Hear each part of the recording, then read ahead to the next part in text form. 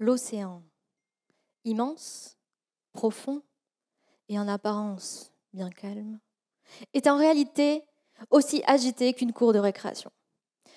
Quand des polluants sont déversés ou que la chaleur pénètre à la surface, rien ne reste immobile. Ces éléments, que j'appelle des traceurs, voyagent, se mélangent, se dispersent, entraînés par des courants et des tourbillons qui peuvent mener à de la turbulence. Alors,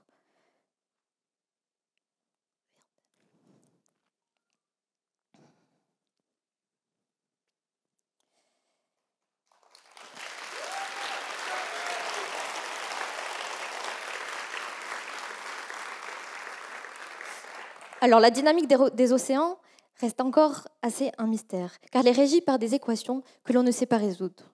C'est là que mon travail intervient. Alors, pour comprendre les secrets des océans, je vous invite à plonger avec moi dans cette cour de récréation où chaque enfant représenterait une goutte d'eau.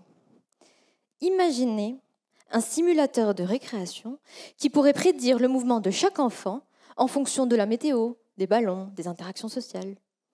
Ça serait fort. C'est ce qu'on appelle un modèle numérique. Mais on a plusieurs limites à ça. La première, c'est que même les supercalculateurs ne peuvent suivre qu'un nombre limité d'enfants. La deuxième, c'est que l'océan est un milieu continu, c'est-à-dire qu'il faudrait remplir la cour avec assez d'enfants pour qu'il n'y ait plus d'espace entre eux, qu'ils soient soustérés comme ça. Alors, imaginez le bazar, et ça demanderait une infinité de calculs. Alors l'idéal, ce serait quand même d'aller observer directement l'océan. Mais bon, Toulouse, c'est une ville sympa, mais bon, il n'y a pas d'océan ici. Et même si j'avais l'occasion d'aller en mer, je ne mesurerais qu'une toute petite partie des mouvements.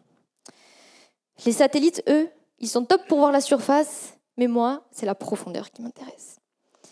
Alors, j'ai recréé moi-même un océan dans mon laboratoire, avec un grand aquarium, de l'eau et du sel. Et je peux créer moi-même des tourbillons et du mélange. L'avantage, c'est que je peux y mettre des colorants, plein de caméras autour, des lasers, ce qui me permet de suivre tout ce qui se passe à chaque instant. Et donc, je peux comparer au modèle numérique, essayer de voir s'il y a des différences, essayer de les comprendre et de les corriger, bien sûr. L'objectif, ce serait de mettre en place des lois universelles pour le mélange de ces traceurs dans l'océan.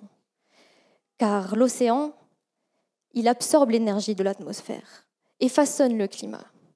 Donc, en améliorant les modèles numériques, on affinera les modèles climatiques.